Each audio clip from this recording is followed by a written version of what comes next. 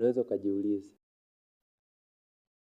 hivi maadui zangu ni wakina nani? Yaani ili mimi nifeli, kuna maadui ambao watakuja kunifelisha. Je, ni wakina nani? Simple like that. Adui au maadui zako ni wa karibu sana, wa karibu sana.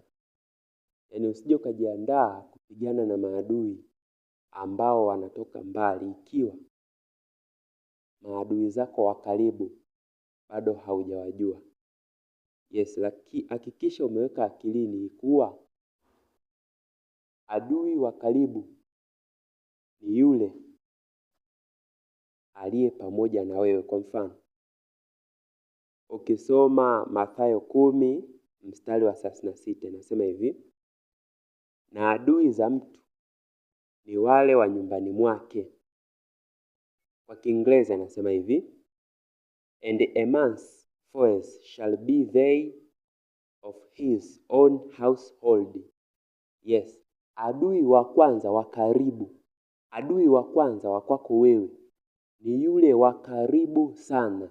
Pengine anaweza akawa asiwe yoyote yule, ila ni wewe mwenyewe. Mwili wako huo ni adui wa kwanza wa kwako, au ni rafiki wa kwanza wa kwako kwa mafanikio.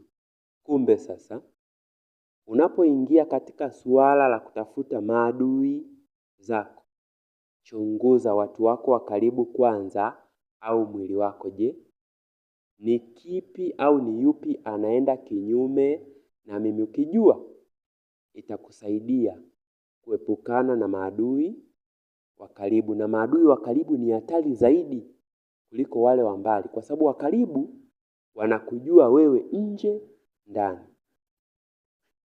Hata Biblia imetuambia hapa, na adui za mtu ni wale wa nyumbani mwake. Uwe makini na watu wako wa karibu sana. Uwe makini na mwili wako. Uwe makini na moyo wako. Uwe makini na akili yako. Unaweza ukaniambia kwenye comment, je, adui yako wewe ni nani?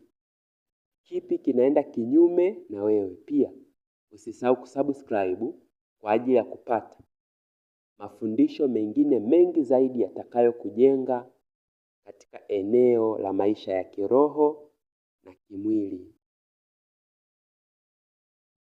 Amen. See you when you see me.